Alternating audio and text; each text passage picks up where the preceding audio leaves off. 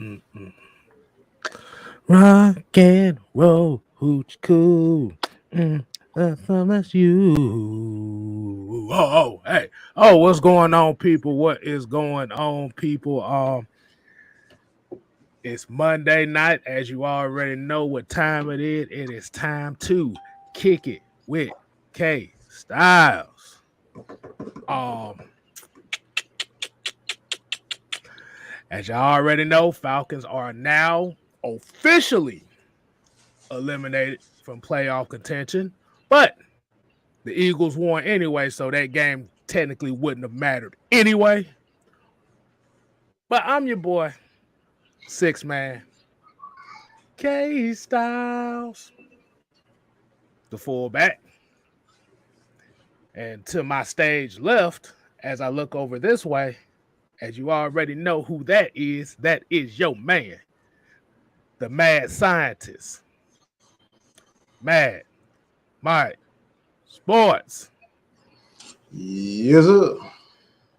What is going on, Mike? Hey, I got one question. I got one question to ask you right quick. Something I just found out today. I got a question. Um, as we talked about John Madden passing, Mm-hmm. we talked about Betty White passing. How come nobody told me that Max Julian passed on New Year's Day? I just heard that today. How, I didn't even know. how the hell we didn't know about this? And for a Mm-hmm. lot of people that don't know who Max Julian is, he is the Mac. If y'all ever seen that movie, 1973 Blaxploitation, I didn't know that. I said, what in Mm-hmm. the hell? I guess we got our threes out the way, didn't we? Oh man, You know, huh. they say they always come in threes. Hell, we got three. They just didn't announce one. Mm-hmm. But as you already know, before we go ahead and start this show, you know we always have to start with the Real. roll call. And as we see today, our roll call is going to be including Samuel Davis, Joseph Thornton, Raheem DeVille, Asia Green, Atlanta Nation, Wheezy B, Mr. Motivator, Jerry Bowie, Millie Mills, D. Coleman, Lowski, Michael Walker, and we're going to end it off with that right now. Um, Before we start, um, there was something that happened on the live stream yesterday. Mike, you want to touch on that before we start on it? Start on that, or you want to say that for later? The live stream. Yeah. I forgot. Um. Now we are talking about the booting people out stuff like that. Oh yeah. Yeah. Yeah. Yeah. We're Go gonna ahead. from this point on probably not this point on, but we had to make a few changes for now. Okay, just for now. But what we want to happen for our moderators, and they know who they are. We want to make sure that we're not quote unquote abusing our power. This platform is for people to speak freely. You don't have to always agree with whatever point of view is. So what the agenda is to make sure that we're all being respectful towards one another. And we see people spam in the comments when they're just being absolutely, you know, just Annoying. unreasonable, just being just annoying as hell, just doing stupid crap. That's what we are. So yeah, Mm. we're gonna get back. We're gonna give those admin privileges back, but we had to make sure that that everyone knows what's the role for our admins. All right, so you guys can hit me up if you have any questions about whether or not you can get your admin privilege. Just hit myself up, hit Miss Maggie up. Just kind of we want to go over it again and kind of give you guys what the expectations of being an admin here. Yeah. So again, just hit us up. We'll go over it with you, and we'll get those admin powers back, the moderator powers back. Okay.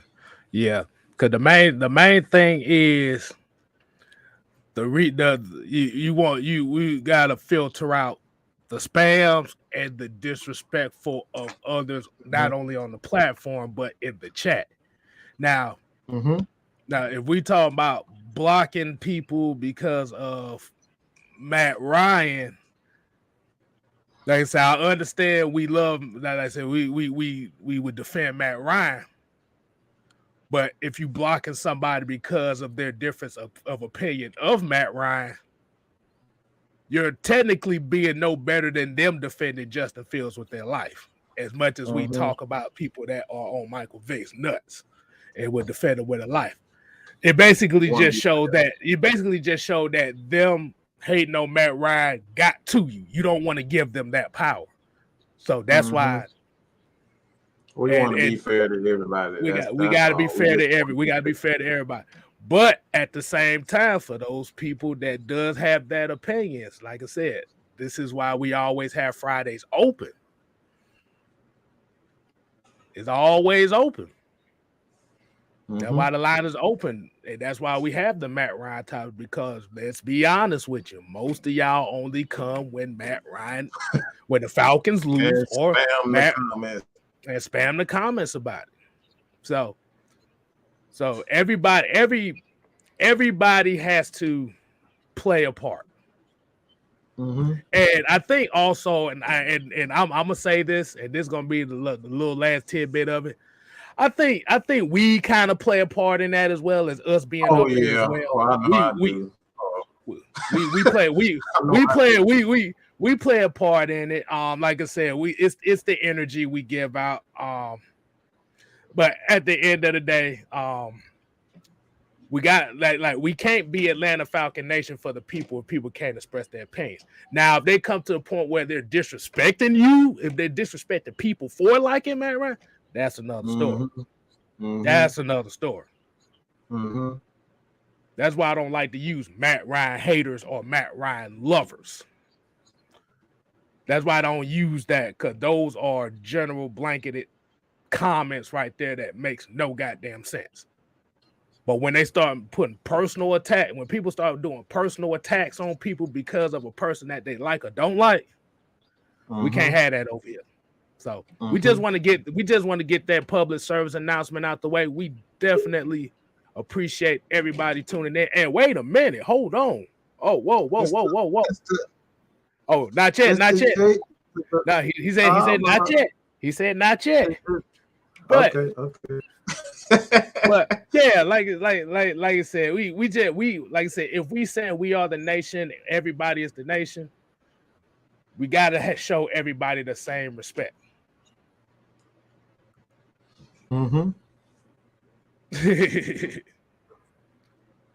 Hey, that was it. You can talk shit about anybody. You can talk shit about anybody as far as what they did on the field or anything. Just don't disrespect the people that's making the comments. So as we end on that one, let's go ahead and get started with the show. Like I said, appreciate everybody tuning in. Y'all make sure y'all like this and share this with everybody that you know. All the kids, all the dogs, all the strays, homeless people, whoever you know that might, if they got phones in prison, homeless people got phones too. So, let's go ahead and get started with it tonight. We're gonna go, as we already know, the Falcons lost a heartbreaker to the Bills, 29-15. Oh, wait a minute. It look like we have a birthday here today, too. Let's give a shout out. Happy birthday to Emmanuel Mawendibu. We ain't got no birthday song. Huh? I don't know how to say that shit. I'm glad you did because I wasn't going to attempt that, Mawan motherfucker. Debu. I hope I said it right. I might have been completely off, or I might be. So shouts out to Emmanuel for for happy birthday to you, bro. Happy Um, birthday, sir. make sure you had a good. Hopefully you had a good day. Um, let's go ahead and get into this show, man. Um, it was a heartbreaker. I know with the recent passing of Dan Reeves, a lot of the fans wanted this game as well in his memory, but unfortunately, things didn't go our way. Mm-hmm. As we all know, where do the Falcons go from here? As far as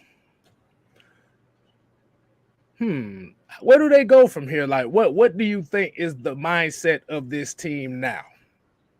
Now that you got the playoffs out the way, now you just more focusing on trying to find out who wants to be on this team for next season. What do you think, Mike? What do you think they go from here? Um,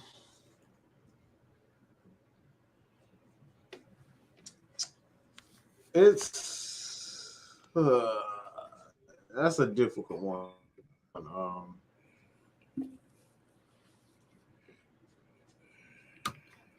Because we got some bum ass receivers. I'm just like, I'm gonna just say that first.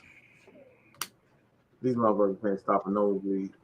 They can't catch a damn big ass beach ball if it got Velcro attached to it. These motherfuckers still won't be able to catch this motherfucker.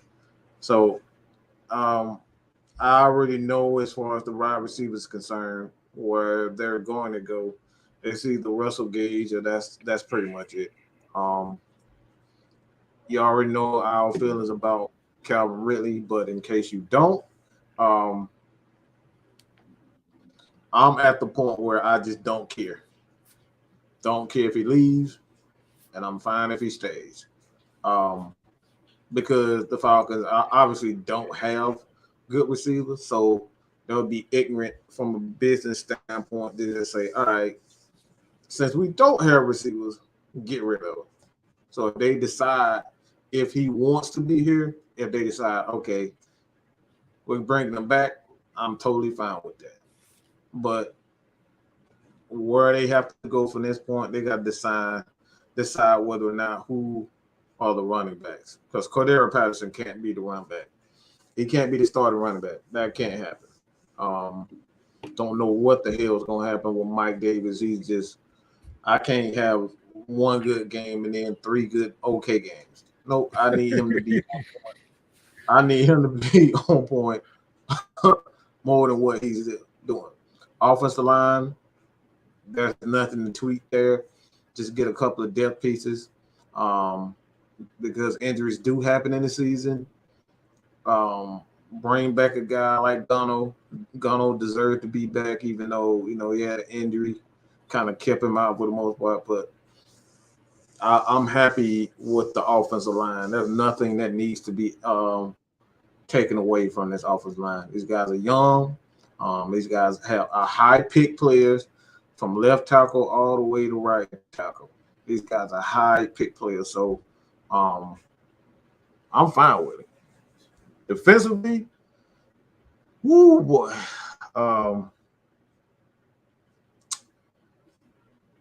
I know there's been certain people saying that Grady Jarrett needs to be traded or the Falcons going to make a decision to trade him. I just think that's foolish.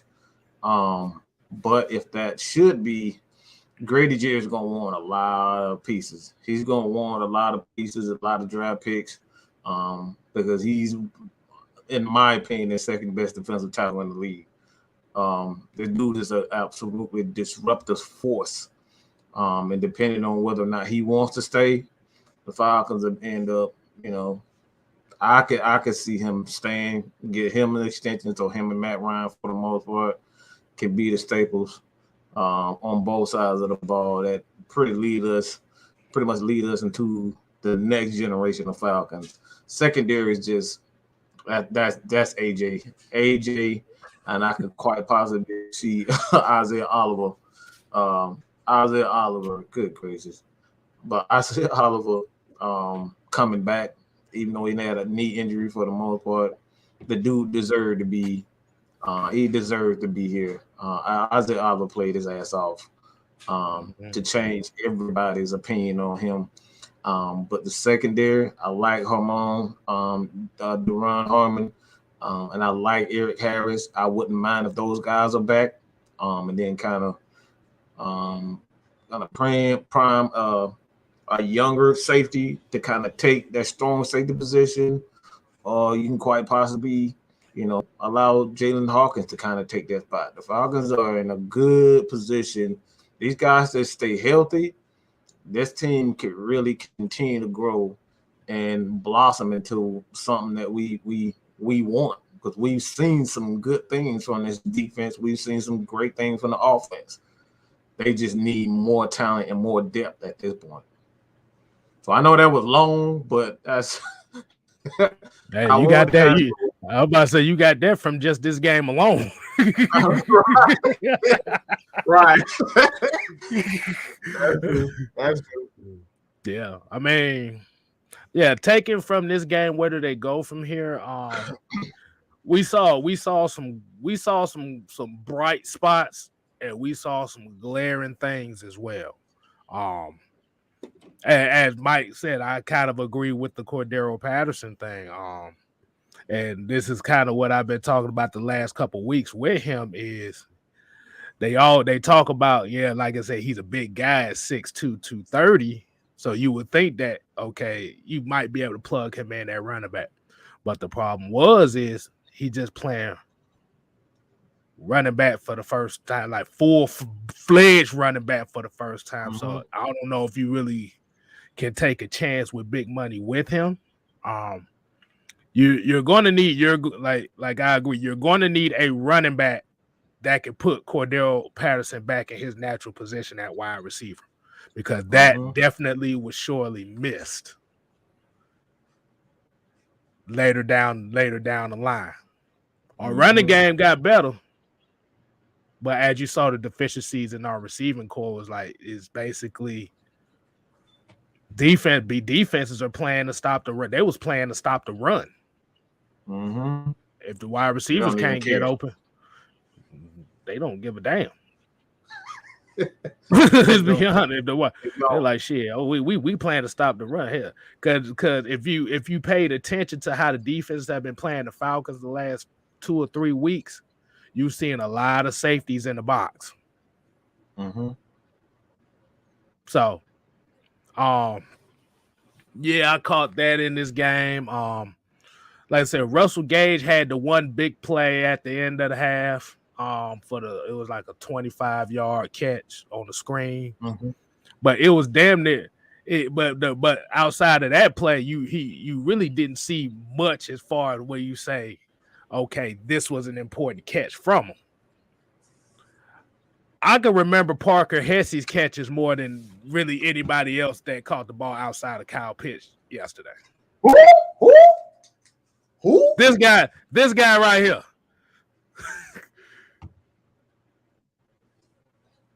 That was for a first down. Look like he's going over for an AA or a damn F5 or something.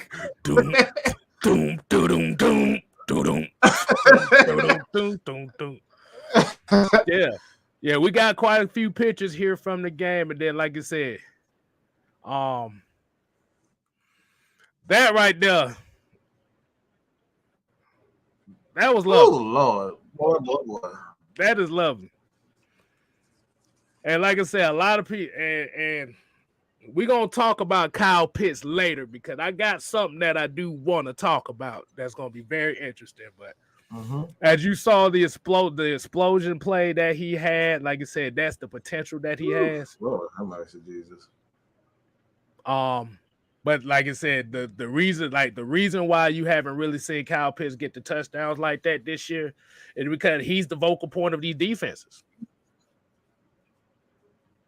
You gotta think about that. He's the vocal point.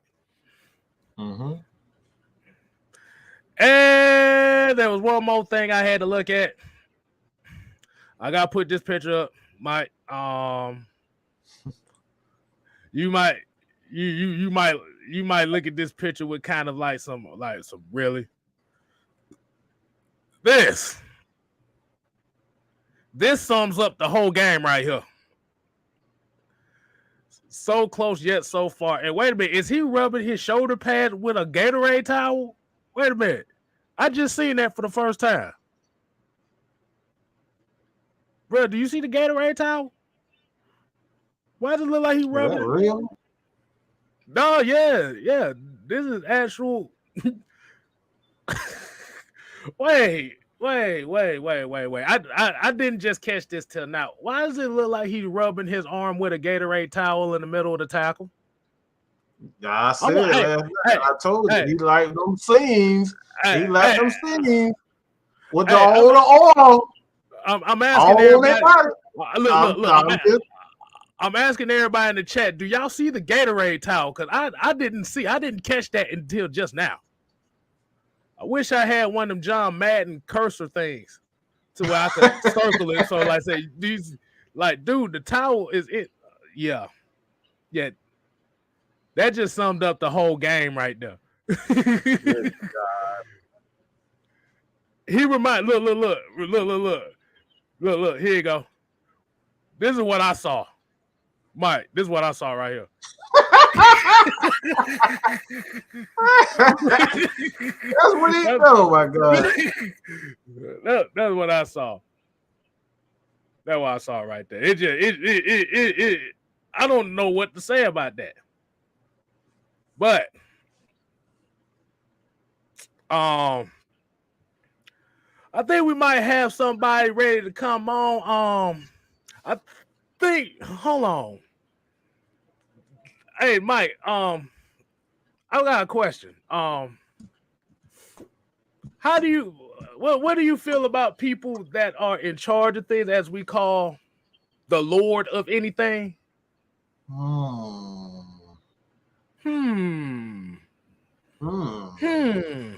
If y'all don't know who I'm talking about, we talking about J Rock, the Lord of the Discord. What's going on, homie? What's up, y'all? It's been a while. In case if you guys don't know, like, with the damn Undertaker, almost. Hey, you know he's my favorite wrestler, so I got to on the thing. A gong can happen at any moment now. But I'm about to say, boy, you about to cut a Raven promo. Be like,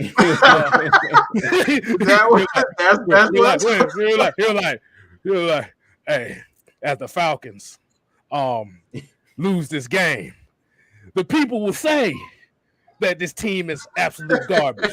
But I tell them that they are the monstrosities of their own opinions. Quote the Raven, nevermore. Crazy. What's going on with J-Rock, man? Not much. I know it's been a while. I know everybody's probably wondering what's going on, but the past 3 weeks has been kind of hectic. I done got into a car accident on my way home from work. So it's a bunch of real life shit happening. So, but I'm back. I'm good. I'm here. I'm not scratched or anything. I'm so good, I'm good. Great. Exactly. Happy New Year to everybody. I'm back. So good. Yeah, I'm good. Hope everybody else is good for the most part. But yeah. All right, man, J Rock. What was your take on the game, man? What did you feel? We fought in those crazy weather conditions. We fought. I think the game probably turned, like the momentum probably swung when Josh Allen started to slide. Because I believe you guys don't remember, it was a play where they were in the end zone and he scrambled twice. The second time he got hit really hard. Right. He got hit really hard in the ribs, and then he got up kind of like moving kind of slow. I'm like, yep, your ass better slide. And I think that kind of like changed the factor in the game, because that's when we picked him off 3 times. Because he was just like, he decided to stand in the pocket and decided to throw. He couldn't run I was like, yeah, I bet you that hit kind of got him right. And then I think in the second half, he got comfortable again for some reason and started to, run the ball a lot more fluent like he did like the first couple of drives. But that hit that he took kind of set him right. That's why he threw those 3 picks, because he knew he could not run anymore. But once he started to get comfortable again, that's when the whole momentum changed. That is my honest opinion about that. Be honest with you, I think the momentum turned as soon as Kyle Pitts got out the game. When Kyle Pitts tweaked that hamstring, I think that's where really the momentum's turned, because it was kind of like one of those things like, damn, he's the only guy we can rely on, and he can't go out there. Like, shit, what now? So now it just looked like nothing but a big ass scramble drill out there right now. And then like you said, what Buffalo did was they took the ball out of Josh Allen's hands. Let's just be honest. They took it out of his hands in the air and kept it on the ground. Yeah. They told that motherfucker stop shooting threes and pass and go to the go make a layup. I'm tired of the threes. That's what happened. You see what I did there? 3 picks. You see what I did there? Yeah, I like that. But yeah, I think when Kyle, like I said, when Kyle Pitts tweaked that hamstring and he couldn't go back out there, I think it kind of devastated the rest of the team. And I'm glad the coach actually kept him out, because it's the end of the season. You don't know what could that affect, going into the upcoming season. So that was smart. Yeah, that's why I said when I saw him run that route when he came back out, I said, nope, Kyle, sit your ass down. Bring him out. Sit your ass down. Like I said, we need this game more than anything, but bro, your ass don't need to be hurting shit worse. And let me show y'all when he was talking about, and I know everybody's still talking about the infamous Matt Ryan slide controversy thing that people were talking about. Oh, let's get into that, because I watched something earlier today. Did you catch it? Did you catch the slide from another angle? We know the main angle everybody showed, but did we catch it from another angle? What you got? You about to pull it up now? I'm about to pull it up right now. I got 2 of them. Okay, that was the ending of it. That was the end of the play. Yeah, and he got hit. Yep. This is how it was before.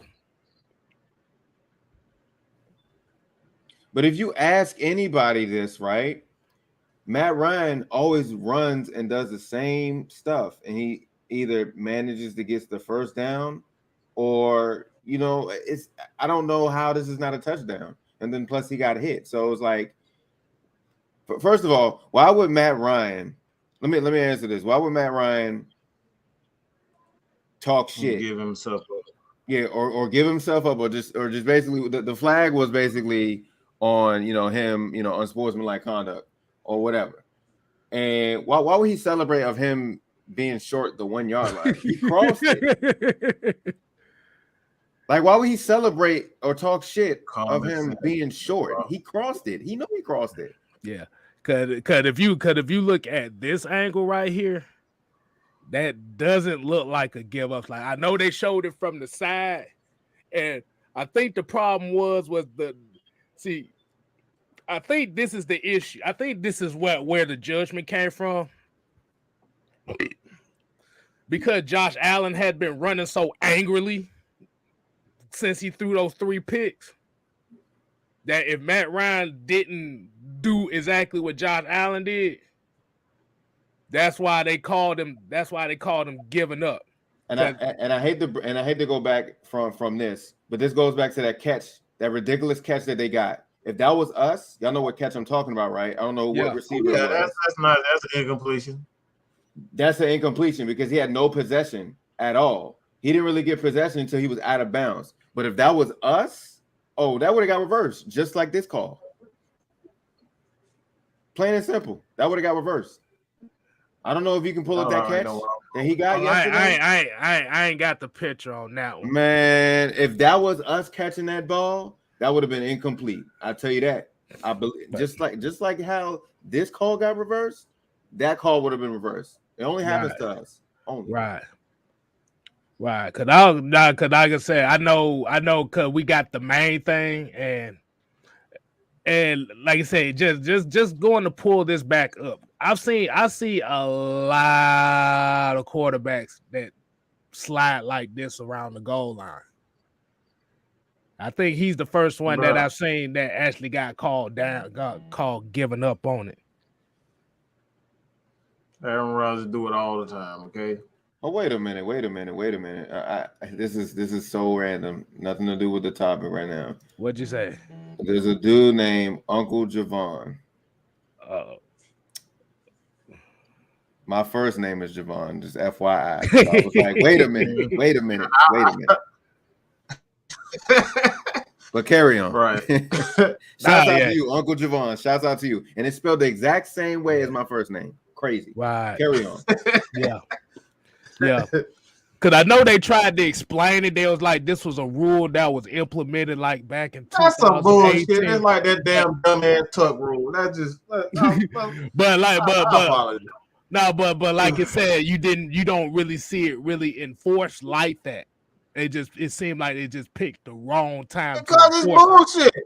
That's why they didn't enforce. Don't tell me you don't enforce it. That's a judgment call. That's why I say they put these damn bullshit ass rules so it'll be they can go back and say, all right, if I don't want this to happen, this is what I'm gonna call it. Oh, this has been a rule ever since such and such year. This is why they put these things in so they can go back and say, all right, I like Tom Brady, or I like this guy, I like that guy. I'm a rule in favor or rule against these guys because I don't like them. I like this team. I like that. This is why they do these things. And this is why, for one, I'm going to just say it like this. It's all about that star power. It ain't even about white and black no more when it comes down to the football players. And I probably irritate people. It ain't even about white or black, whether you're a white quarterback, you're a white black quarterback. None of that shit matters. If they can't sell you, they don't give a fuck. They can't sell a Matt Ryan. They can sell a Josh Allen. Because this motherfucker up here trucking guys, and you expect linebackers to just lay down and, we just going to let them run past us. We're going to not grab them by the collar. We're not going to hit them hard. We're just going to let them keep running. This motherfucker is a runner at the end of the day. Excuse my language. He's a fucking runner. Okay? He's a fucking runner. He's not a damn quarterback. Once he crab past that damn line of scrimmage, he's a goddamn runner. No fucking runner at a goal line is going to give himself up. Who the hell gives themselves up at the 1 yard line? Use common damn sense, referee. Hey. He getting slapped upside the damn head like a damn bobblehead dog. And y'all trying to tell me, I didn't see it. What'd you say? Turned him into D-Lo Brown? You better recognize. Matt Ryan is getting slapped upside the head, folk diving at his knees. They talking about he was giving himself on the goal line. Like, this is stop. Oh, man. It's like it's nonsense. And like J. Ross said, it got to be common sense. This man, the ball, we all saw on that catch air. When that foot went down, the ball came out. So there is no control through the process, you motherfuckers. Control the ball through the process. What happened to that? Check this out too. So who was that just posted it in the chat?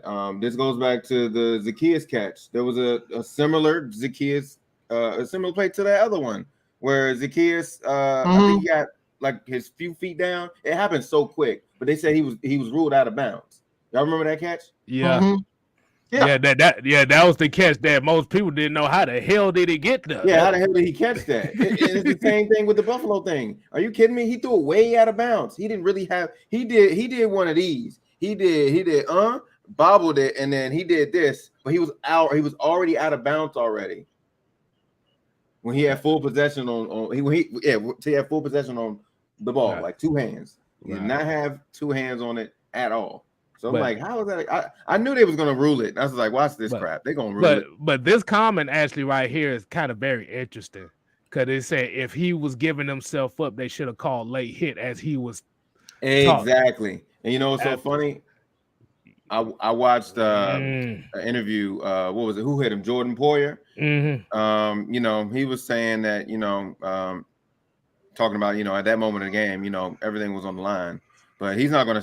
He's basically saying he wasn't gonna say what Matt Ryan told him. You know, he's gonna just keep it between the lines. But yeah, it should have been a call either way. It's just like, I don't know. I felt like we just got screwed on that. It's like, why? Once again, why would Matt Ryan freaking showboat because he got down on the one? Why would he showboat because he got down to the 1 yard line? That doesn't make sense. Yeah, but players talk shit after a big play all the time. Why all of a sudden you pick the biggest, whitest, corniest looking motherfucker to say, "Oh, he talking shit." Because you don't see him. I'm gonna tell you what it is. I'm gonna tell you what it is because the narrative of the league is Matt Ryan doesn't talk to nobody. That's the narrative. So if they see him showing emotion like that, they're gonna automatically think that okay, this dude is taunting. He knew because Matt Ryan knew the assignment. He knew what this, you know, he knew that our season was on the line, so he knew exactly what this was. Right. All right. So let's go ahead and get to this portion right here. We call it the comment of the day discussion. If a lot of people that's new to this channel, or new to this, we changed it up a bit. So we scour through social media and our chats, and we find a comment that we're gonna have a discussion on. And I said we was gonna go into this later. But I found this comment that I found very interesting. Let me go ahead and get this banner off. He said, not only did they draft a tight end, but they lined him up at receiver more than tight end. Waste of a pick. He doesn't. He doesn't understand. That's all I gotta say. I ain't even gonna speak on it. I don't speak on that. Shut your dumb ass up. That's all I got. Now, go ahead, J-Rock. What you gotta say on that? Okay, for him to say that, he doesn't really understand the concept of what Arthur Smith is trying to do as far as how he uses his tight ends. Of course, if you line up somebody that's 6'6", you're gonna obviously notice to put 2-3 guys on him. Would you want to hide somebody that tall? And then like you just got to understand the concept of football. I'm not really gonna get into it. It's just that comment makes no sense. I'll say it like this: if it was such a waste of a pick, could you imagine what this season would have been like without him? He's 6'6". If I'm 5'2", I'm gonna stand behind the guy. If I'm talking, look, I'm gonna just say this: I'm a quarterback. I'm Russell Wilson size. All right. Wouldn't you want to stand behind somebody that's 6'6", 240, 50 pounds? I'm just saying. Okay. And then would you want to hide him on the line somewhere? I mean, like you see him, but it's like, do you really see him? But of course, if he's out wide, you're gonna see him like, oh snap! I already know what they're about to do. You don't know what he's about to do when he's like in between the linemen and all. You don't know what he's gonna do. You don't know if it's this dude gonna block him. What are y'all talking about? I don't know. It's a waste of a pick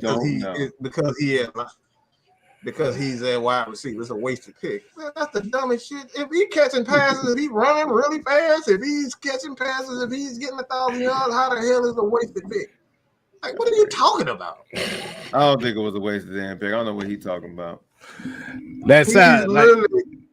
Go ahead, Kstylzz. No, what I was about to say, what it sounds like when he's talking about a wasted pick, it goes back to that narrative we talk about the people that you have some people that are still mad that they didn't pick a quarterback at that spot, but pick a tight end. That's kind of that. The season's damn near over. They're still complaining about the same thing. Come on now. They're gonna complain. They're gonna, like I said, as long as Matt Ryan is still here, it's gonna be the same complaint. But it's getting tired now. But yeah, like I say, it's to the point that it's almost like Def Comedy Jam to me now. But let's say it like this. Let's say it like this. We're gonna do the hypothetical thing here. Let's say They didn't draft Kyle Pitts, right? Now, hindsight 2020. People looking at, well, we should have got Michael Parsons. Michael Parsons tearing it up in Dallas. If you look at Dallas's defense, they have no structure. So he's pretty much free roam. It's a free roam thing. Because the same thing, like we could say about Trevon Diggs and how he leads the league in interceptions, he leads the league in most yards given up by a corner. So are those interceptions really like I said, those interceptions is he's taking advantage of folks basically saying, we don't respect you as a corner. Mm-hmm. Because it could be a case where if you got somebody like a Michael Parsons here and he doesn't, if he produced the same numbers that Tat McKinley did, we'll be talking the same thing. If you draft a quarterback, it's not a guarantee that quarterback is going to come in and play this year. So now you're wasting a pick on a player. Like I said, it's a future pick that sounds good for the future, but you still got to worry about now. You'll have that quarterback, but if you got the Julio problems and the Calvin Ridley problems at the same time, now you put him in a situation that now when he gets to that point the way he plays, who the hell is he throwing to?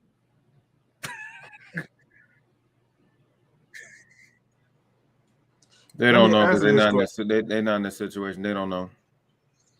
Just ask me this question. What is a tight end's job to do? Catch the damn ball and block when need to be. Catch the damn ball.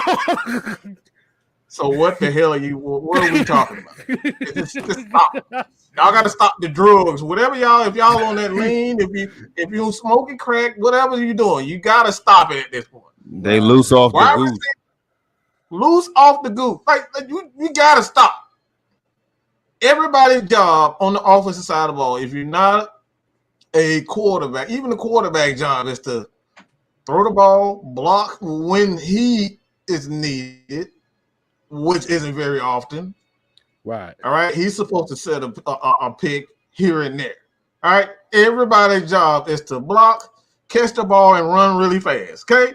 So what are we talking about? How is it a wasted pick? All right. That's their job. A running back is supposed to run and catch. Wide receiver is supposed to run and catch. So what are we talking about? Right. And he was the end of the day available. Like what? How could you go? Why would you be mad at that?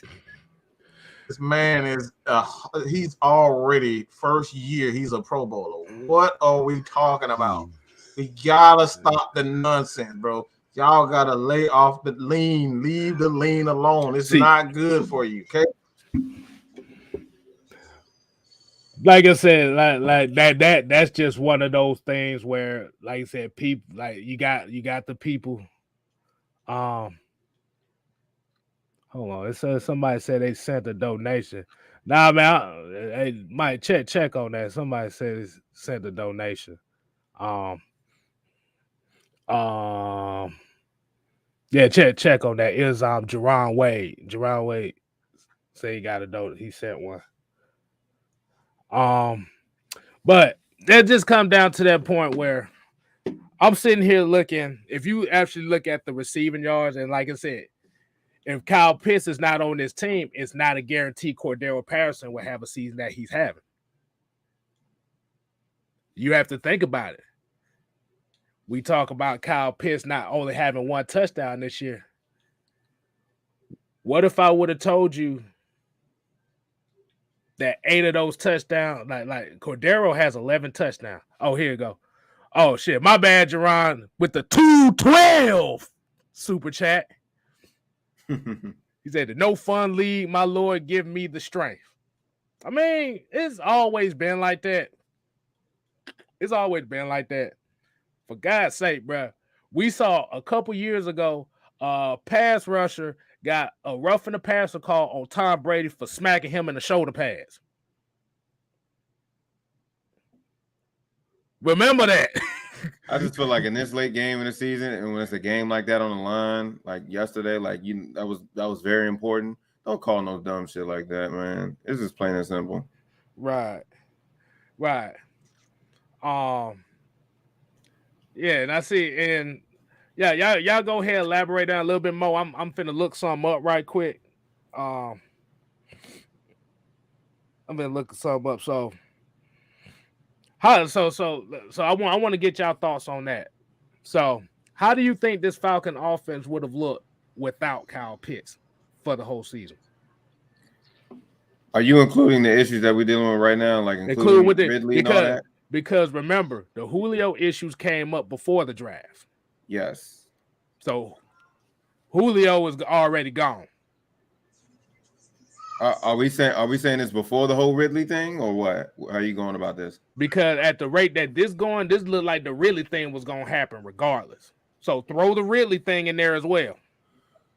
Oh, you going after Chase? You're not. If you're not picking Pitts, you getting Chase. Because at that point, you still have to have a receiver. If you're not getting Pitts, you're getting Jamal Chase. No. There's no way you can. I know what you're saying. I'm just saying how would this offense would have looked this year if you didn't have those two. Let's say no. I'm just saying if they would have drafted that quarterback everybody wanted. Remember that. I mean, that's look. At the end of the day, it's like I don't like answering that. I don't want to answer that because you're still gonna need a receiver. Like even if gonna need a damn receiver, you still gonna need a damn receiver. Like even if you draft a damn quarterback, you still gonna need a damn receiver. So like I don't even want to answer that because it's just like, okay, we're just gonna draft the quarterback and not get a receiver. So it's just like you're going to get a receiver.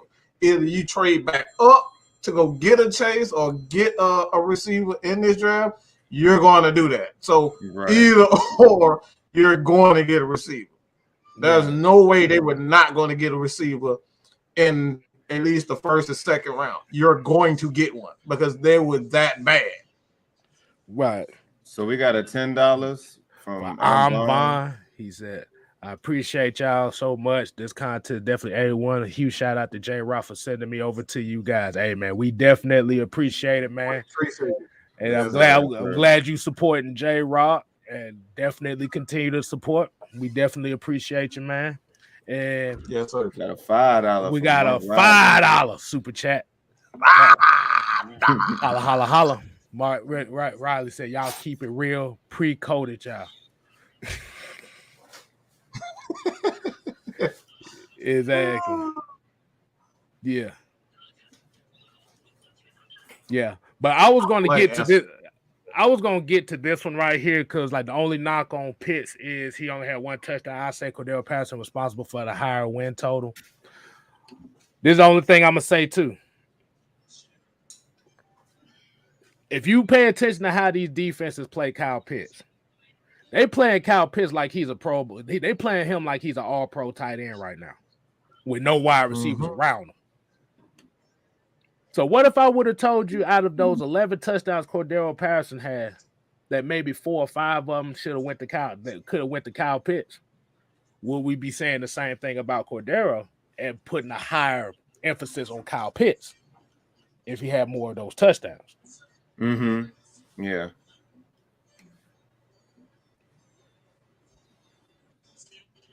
But yeah, that's why I was saying, like I said, that's why I said if you did go with the quarterback at 4. See, I think what it is, a lot of people thinking they getting the quarterback and Kyle Pitts. It ain't happening like that. No. Ain't not no in the chance first round. No. Ain't happening like that. You ain't getting Kyle Pitts and goddamn Justin Fields. You ain't getting both of those. Ain't no way in hell. You literally got to give up your next 3 drafts in order to pull some shit like that off.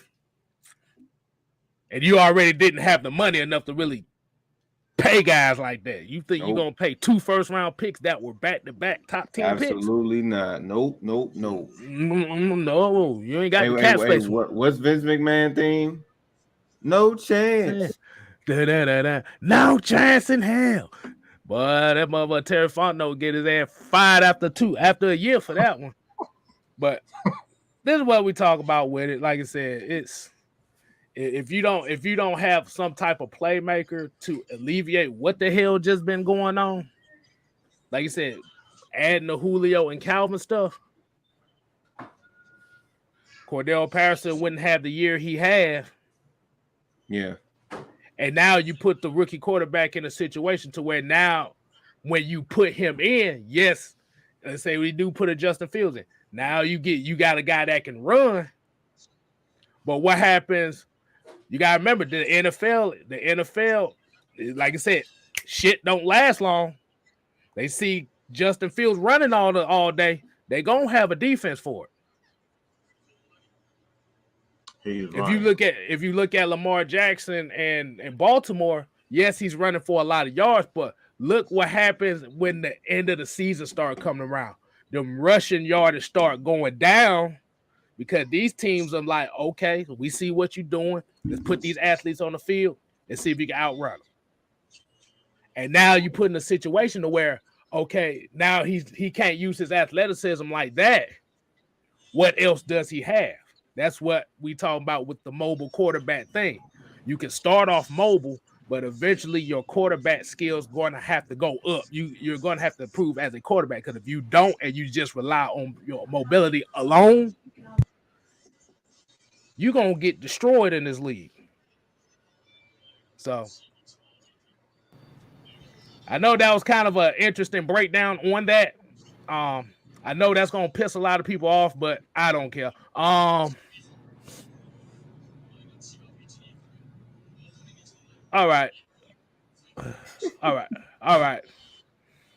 We're going to make this one quick. Falcons player who stood out to you in this game. We're going to make this one kind of quick because I want to get into this very last topic that I want to talk about. Let me know what the last topic is in the back. I mean, because I want to say something. I don't want to. If it is what I think it is, then I'll hold it.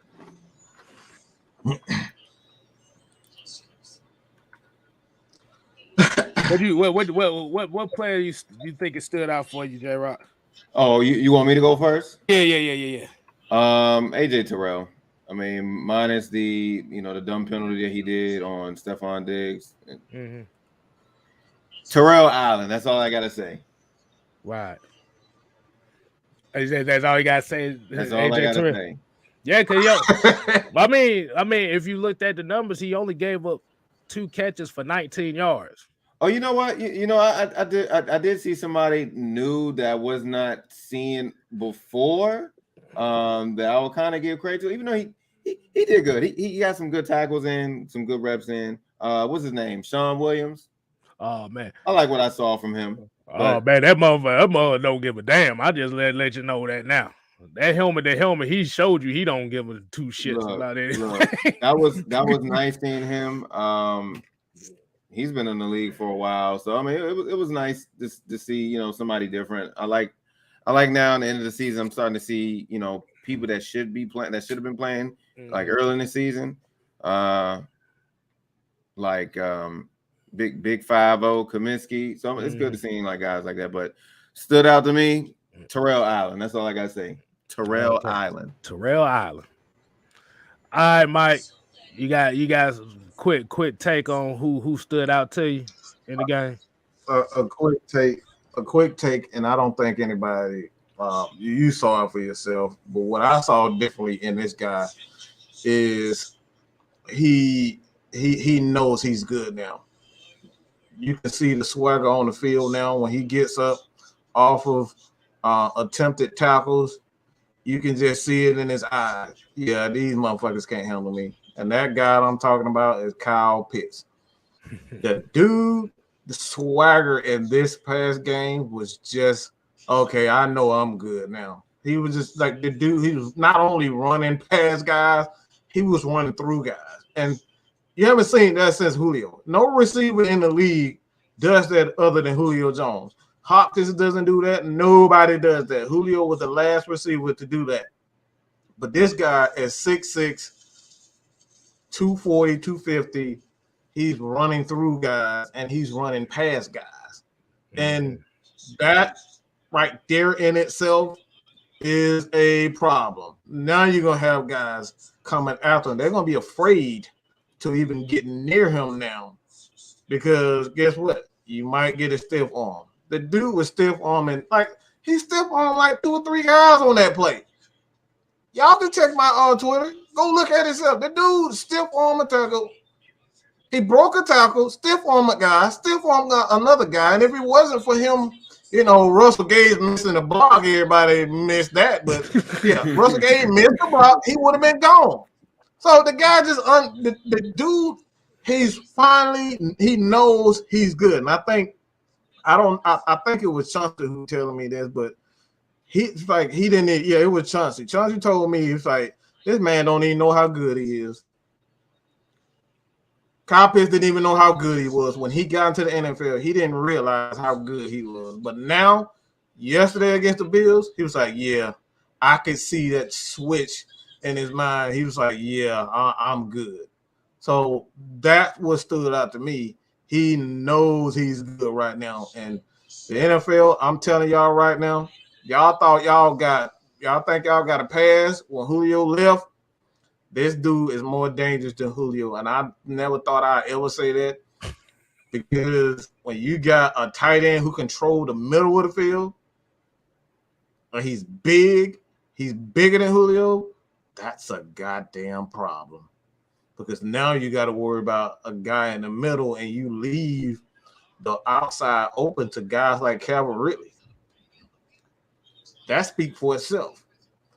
And you got a running back. You get a more athletic running back who can, take it to the house or make some things happen with their athleticism. That's scary. And we all know Matt Ryan wants to get rid of the ball, and he doesn't want to throw deep. He wants to throw short passes. He wants to get the ball out of hand so his athletes can do it. That's a problem. I say this Falcons team. They continue to, build the offense around Kyle Pitts where they can't target him. That's the biggest thing. If they build an offense where you cannot target Kyle Pitts, this team is even more dangerous than a 16 team because you got a guy that is not your prototypical tight end. That's a problem. The dude has no weaknesses in his game. Kyle Pitts has no weaknesses in his game. He can block too.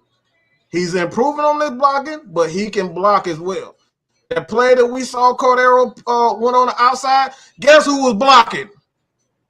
It was Kyle Pitts for the touch. When Cordero went outside, scored on the outside, it was Kyle Pitts. And he's been improving on his blocking. The dude has no weaknesses. That dude is gonna be scary. Yeah, because the thing about Kyle Pitts never was a bad blocker. He just wasn't a physical blocker, but he knew how to what they call it, just knew how to hold the edge just long enough. So that's where a lot of people was looking at Pitts and saying that he didn't know how to block. He wasn't a physical blocker. It's like setting a pick. Anybody can set a damn pick. Right. Boom. But then again, why would you even want that big old dude blocking anyway? Yeah, he's 6'6", but what is the main reason why you got him? Right. That's just a plus that he can block. That's cool. But it's like we didn't give him, that's what we got other tight ends for. Right. Lee Smith, Hurst, that can do the block and release. We didn't get Pitts just to do that. Yeah. Clearly. And the one thing that Pitts has done the last few weeks, as far as how I'm seeing him, his routes are he's starting to cut them routes a little crisper now. He ain't rounding them off like he did early in the season. And another thing that I do like, he doesn't really use his speed until he actually gets the ball. So his thing. See, the thing a lot of people don't know about Kyle Pitts is about possession first. That's why he don't look fast. He's possession first, and then he takes off. Yeah, he just does what he does to get open, and he's like, okay, I'm out. That's some veteran savvy shit right there. You can tell he been to that tight end school learning under them guys. He's more worried about trying to get the catch first and then turning up. Yeah, this is the first time I haven't seen. I'm so serious when I talk about this guy has no weaknesses, and he's like Julio. Julio never had a weakness. Julio did not have any weakness in this game, and I'm like I don't know how the Falcons do it, but they always seem to get those receivers that have very limited. If they got any weaknesses, is very limited. Nobody can say that Julio wasn't a good blocker. He couldn't go deep. He couldn't do this and do that. Julio could do it all. And Kyle Pitts, it's the same thing. I've seen him on the line blocking defensive linemen. Mm-hmm. I've seen that. Yeah. Because it ain't because like I said, the thing is you all with that, all you gotta do, especially for a tight end, just stand your damn ground. That's the only thing blocking you gotta do, just stand your damn ground. Don't get blown off the line of scrimmage. And Mike, you might be on to something because I believe all the receivers that we had are really good and real physical at blocking on the edge. I mean, before that we had Roddy White. Roddy White had a background of wrestling. Roddy White did the same thing. Right. Hell, you could throw that. Like I said, even though he wasn't the greatest receiver, but like I said, that was one of Michael Jacobs's damn strengths. He could block on the outside. But that's where you notice that a lot of the Falcons that had longevity here, like I said, Muhammad Sanu was another one who could block on the outside. Yep, that was another one. And that's one of the key things in the running game that's very important too. And that's one of the most important aspects of the running game as well that nobody talks about is your wide receivers got to know how to block on the outside. They got this. And that's why we always talk about these little receivers that we have. They can't hold up. Right. All right, let's go. Y'all ready for the final topic of the night, people? We got the final topic of the night. Boy. Oh, Leslie, you ready for it, J-Rod? Man, get this shit over with, man. I'm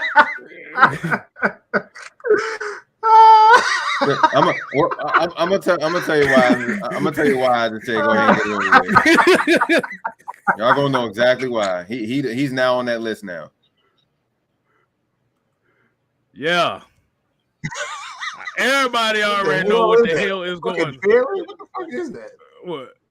It look like a damn fairy on his neck or something. What the hell is that? It look like a butterfly. No, that look like a damn bee. Wasp. That's a wasp. Yeah, no, it look like a bee. You know, AB. Yeah. Oh. Okay. Oh man, hey, that makes sense. AB.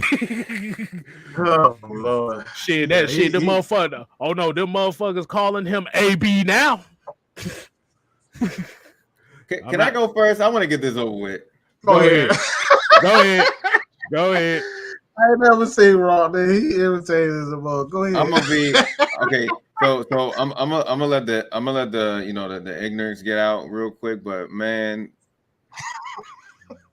you hate to see it from a good receiver from him. Like I used to y'all know back then it was all about Julio and AB. But for him to do what he's doing now, this year he's been doing the fake COVID vaccination thing. Like, what is really going on? Like cut it out. Like you either in the league or you out the league. Like, what is really going on with this dude? Like, I just hate to see it because he's AB. You just hate to see it. Like I'm in my mind, I'm like, damn, AB with the Steelers. This can't be the same guy. This cannot be the same guy. Absolutely not. I think there's something mentally going on, and this goes back to overall what we've been seeing. Even last year, let's look at what happened with Vincent Jackson, Demaryius Thomas. We don't know what's going on with these dudes outside the league. They done passed away. Vincent Jackson. They just found out that Vincent Jackson had some alcohol abuse thing. We don't really know what's going on with these guys. I still don't know what happened to Demaryius Thomas. The only thing that's real recent is the Vincent Jackson thing because they just went over his brain and they just found out that he was dealing with some alcohol abuse. We don't know what's really mentally going on with AB right now. But for him to do what he did yesterday in mid game, I understand they were losing, but I heard so many things that was going on. I heard that he didn't want to get in the game. When his name got called, it was just so much. I don't know what to believe at this point, but he just needs to just step away from the league. But as far as he's going to be on my list. What I was referring to, he's going to be on that list with Josh Gordon. I'm tired of hearing his name. He's either he's in or he's out, because you already know what the issue with Josh Gordon. He can't stay off the But it's just like he's on that list for me. AB is on that list. It's like, look, you're a good player. We know that. It's either you in or out. Like, please get better. That's all I want. That's all I want. Just please get better. Whatever you're dealing with, just please get better. And you can relate this. You can obviously relate this to Calvin Ridley. It's so many ties to this, but I'm just tired of hearing about it. Just like Mike is tired of hearing about Calvin Ridley thing. I'm tired of hearing about AB and Josh Gordon thing. I'm over it. Either you in or you out. That simple. So, do you think it was a cry for help, or was it just straight arrogance? I don't know. I think it's a whole bunch of shit. Like, excuse my language. I think it's a whole bunch. It's coming from AB. I think it's a whole lot, especially what he's been doing, the stuff he's been doing. Like, you just hate to see it. Yeah, I have nothing else to say about it. It's just a whole mess. All right, Mike. What you think on this, man? What's your take on this? Well, I just want to say this. One of my idols growing up was this man. He was assassinated for sharing love, peace, and this guy is Martin Luther King. Just a man of peace. Loved everybody, loved to be positive, and just wish everybody could get along. Why am I saying that? Fuck all that shit. Because this bastard, AB, he's a damn demon seed, okay? I don't give a damn what nobody say. All that bullshit he doing, he's here to raise hell and terror. That man is a damn diva. I've seen motherfuckers with CTE issues. These guys don't want to be around people. They like, you can see the destruction. When they go out, when you see people with CTE, they're violent. We just saw Phillip Adams. He was out here. He shot up the doctor. He shot the kids. He shot everybody. I don't see AB doing nothing violent. I don't see him beating up women. I don't see him beating up people. I don't see him shooting people. We just saw it was Everson Griffin. He was about to shoot his damn self. He was playing with guns and shit. He's not violent. It ain't shit wrong with AB. The motherfucker is selfish. Okay?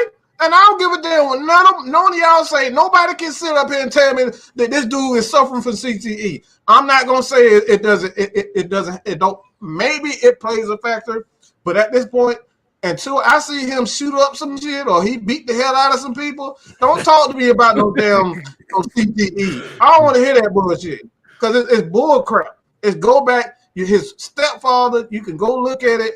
It's all on the internet. His stepfather said he saw these signs coming long time ago. AB been doing this type of stuff. Ryan Clark, his teammate in Philadelphia, in Pittsburgh, he said AB been doing this. He's a ticking time bomb. It was only a matter of time. So all this bullshit we seeing right now, like, come on. Everybody talking about. I even heard a rumor.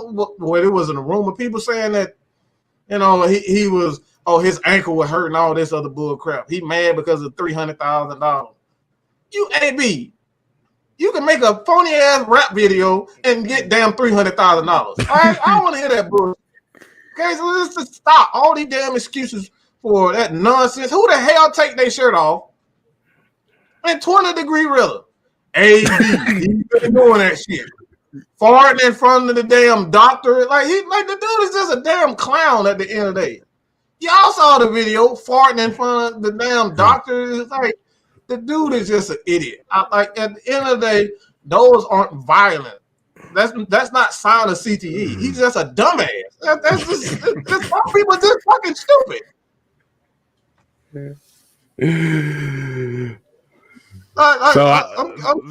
I apologize.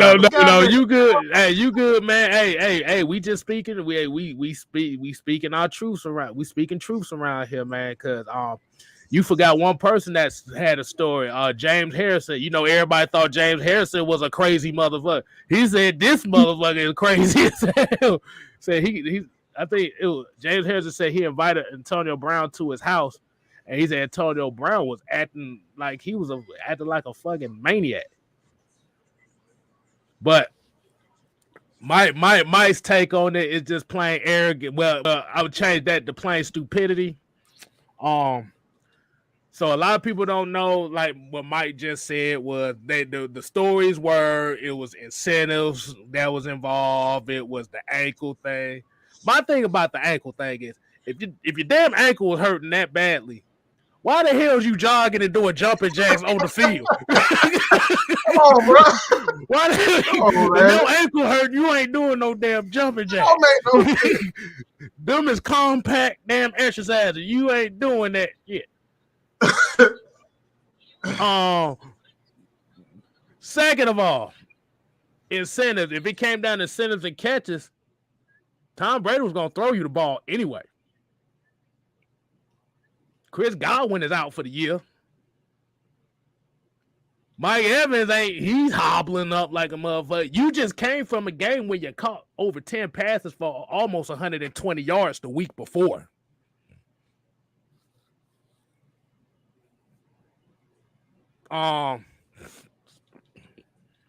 Like you said, and I heard Shannon and I heard Shannon Sharp say this earlier, and he made a good point. It is like when you hear all these stories about all his teammates saying how much of a head case he is and the potential head case he is, but it's always seemed like we always bring up. Like you said, CTE could be a part of it. That Vontaze Burfict, it seemed like a lot of shit just clicked when that Vontaze Burfict hit. But that's the narrative right there that we've seen. Because when he first got in the league, remember, he's a 5th round pick out of Central Michigan. So he's already was coming in the league. He wasn't expected to do shit, but be a kick returner. So what it is a lot of people saw him as a guy that worked hard, and got to where he at. He was actually literally one of the top 3 receivers in this league for a good little while. But you also got to look at the histories. Snapchatting in the locker room during a locker room speech.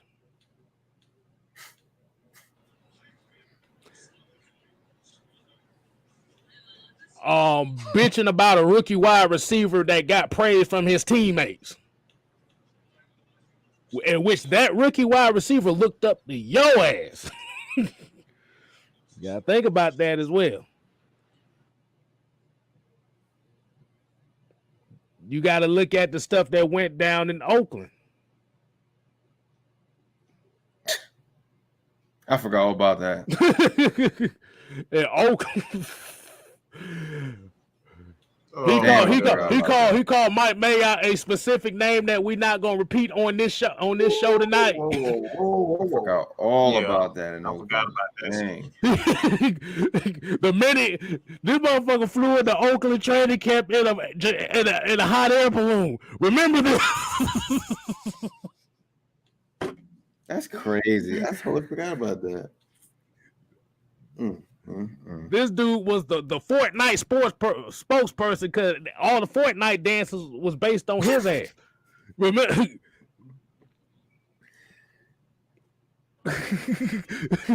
But I mean, he behaved like that's why I said I don't want to blame him on CTE. He was behaving last year. Don't tell me it's CTE if he was behaving last year. Yeah, he was behaving last year. He was fine last. No, look. I'm gonna go ahead. I just want to get this. I want to get this super chat out the way before I let you finish that. And Jonathan Simmons said, "Mad Mike, thank you. Nothing but fat AB is a grown entitled child." Yeah, and Mike, you brought up a good point. We wasn't saying about this last year because what happened last year? Nobody won the Super Bowl. No, they won the Super Bowl. Nobody wanted him. Tom Brady fought for him. That was his only chance.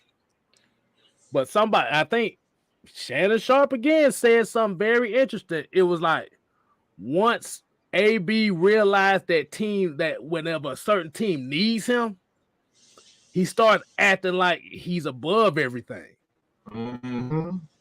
Yep. And like I said, I love Mike Tomlin as a coach. I love him as a coach. But as a head coach, you have to nip that shit in the bud. And you didn't make it no better in Pittsburgh because look what's happening now in Pittsburgh. AB started acting like an ass. Juju Smith started acting like an ass. Chase Claypool acting like an ass right now.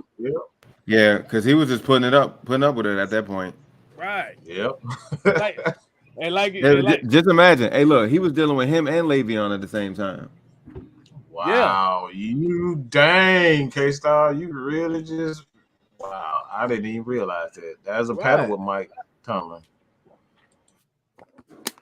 Mike, like I said, and I love Mike Tomlin. Like I said, Mike Tomlin is a great coach. But the one thing that I've seen the pattern in him, especially like when the guys like Hines Ward retired, when all the veteran Steelers retired and they moved it to the new generation. It's like now all of a sudden now you're seeing all these problems in Pittsburgh, like all these people acting fucking stupid. Like I said, Antonio Brown, like you said, the number one sacred thing as a football team is whatever stays in the locker, whatever goes on in the locker room, it stays in the locker room. If you seeing your teammate doing this shit,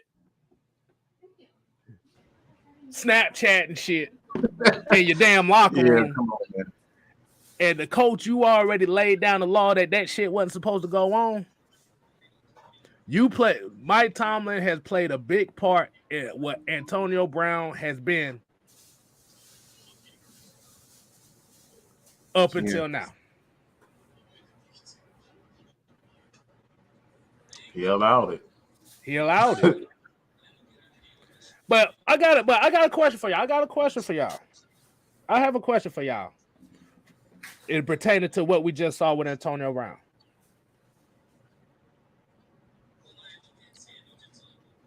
Who is the main leader of the Tampa Bay Buccaneers? Mr. Brady. TB12. Why wasn't Brady over there to try to calm him down if he's the unexpected? He's the number one leader on that team. Yep, and he was the main one recruiting him too. Why wasn't Tom Brady over there? Antonio Brown literally came out his mouth, said, Tom Brady is the main guy that I respected on this team. You recruited this guy to come here.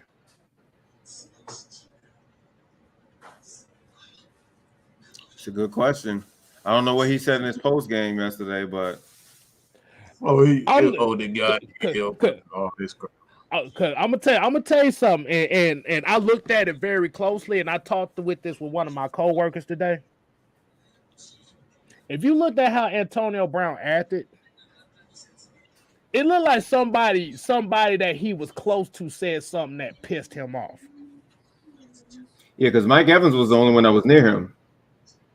Why do I have this weird ass feeling that Tom Brady said something to this motherfucker that had him snap like this? Because nobody snaps like that from somebody. Only person that snaps like that is somebody that got talked to or got disrespected by somebody that they looked up to or that was close to. He probably got Tom Brady. Tom probably didn't stick up for him. That's the only thing I could even say because. Yep, that's what I was going to say. Because I was going to ask. Well, I was going to ask. Wasn't Tampa Bay on defense at that time, or were they on offense? Because if they was on offense, okay, the Tom Brady thing goes out the window. Yeah, they had to be on defense. If they was on defense, because Mike Evans was on the sideline too. So that's why I'm thinking that the Buccaneers were on defense because Mike Evans was on the sideline too. And they weren't going to have both of them guys on the sideline. Matter of fact, no, to be honest with you guys, I think they were on offense when it happened because if Mike Evans was hobbling around, Mike Evans was on that sideline too, and I think that's why Mike Evans went to AB was trying to calm him down. I think Tom Brady and them were on offense. I think they were driving on that play. I may be wrong though. Somebody look it up, but I think they were. Yeah, I'm not. The clip that I saw, he was driving. I think. Mm-hmm.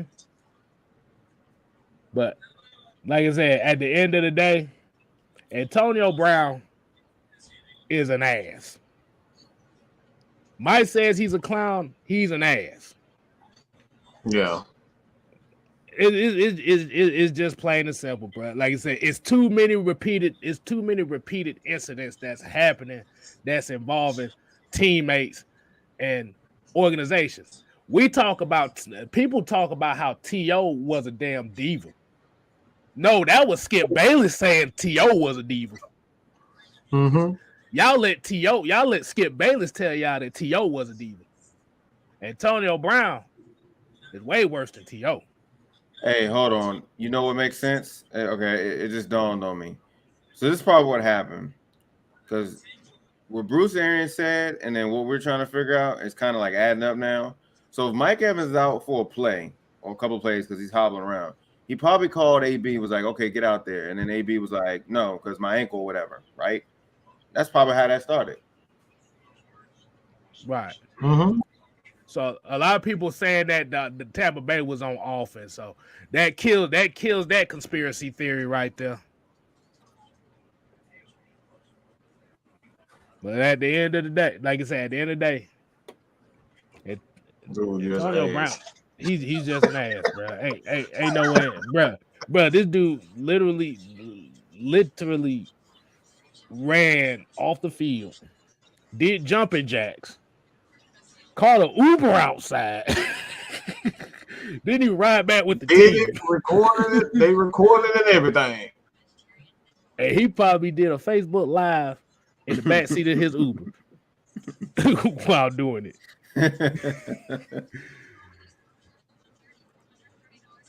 Hold on, man. Hold on. And I'm gonna let one of y'all address it. I see a whole bunch of craziness in the chat. Oh Lord, who you talking about? I know you ain't talking about who I think you're talking about. No, it is who we talking about. Like, look, he was on mute since the first L. Now all of a sudden it's the last game of the season. Here he is. Mm-hmm. Yeah, he gonna come. He gonna pay his $9.99 for it. He said, "Y'all go ahead and sit your stars." Hey, we already know the results regardless. I don't think you really know the results, bro. I don't want to. You don't want to put all your eggs in one basket. I'm gonna tell you that right now. Don't make that mistake. You made the mistake the first game. Don't make the same mistake again.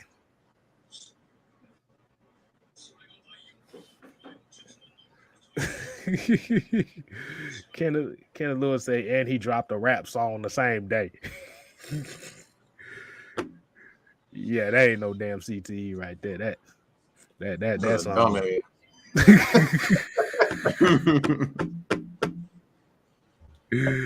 Yeah, 504. All right, we just keep that same energy. All right, I hope to see you after the game. But I'm he better, yeah. Most likely. Look. I say most likely when the Falcons beat the Saints, he ain't gonna show up for that post. No, he ain't gonna show up. He ain't gonna show up for that. That whole week he was talking trash. He did not. He didn't show up after that first game. Nope, he did not. Actually, he didn't show up, or he didn't show up at all. Like the last time I heard from him was that week. How many weeks ago that was? That was the week. Shit, that was the week I was in the hospital. That was about like damn 6-7 weeks ago. Man, that's crazy. That's crazy. Hey, Mark 504, stop it. Just stop it, please. We haven't heard from you in a month. And here you go. You want to show up on the last game of the season just because I got a little win on Carolina yesterday. Stop it.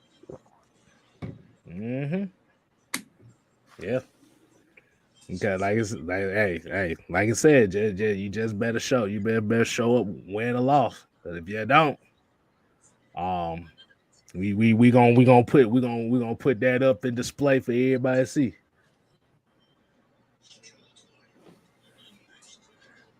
He told, oh Lord, I ain't look. The boy talking about he dropped $100. Well, you dropped you $100 did that. on the game. I don't see no $100 here, so we good. But we ain't gonna let that. But like I said, we ain't even really talking about this. Ain't even a Saints thing tonight. That's just a guy that wanted to come in and start it. But we're gonna go ahead and wind it down for the night. Definitely appreciate everybody tuning in. As you know, this is Mondays kicking it with Kstylzz. I show appreciation to J-Rock and Mad Mike Sports for tuning in on that. Always. So gonna tune in tomorrow for the Heavy Hitter Show where we will be talking about this Saints game. Oh yeah. The final game of the season. Final game of the year. We ain't got nothing to lose, and they got everything. They got everything to lose. We got nothing to lose. So yeah, you better watch out. That's all I'm gonna say. But as we say here at AFN, we ain't here to play. We here to stay. Wait. What? Before you say, I gotta get ready. Go ahead. I gotta do my thing. Okay, wait a minute. Hold on. I do my thing. We ain't here to play. We here to stay. You ain't gotta go home. But you gotta get the hell out of here. They rock really.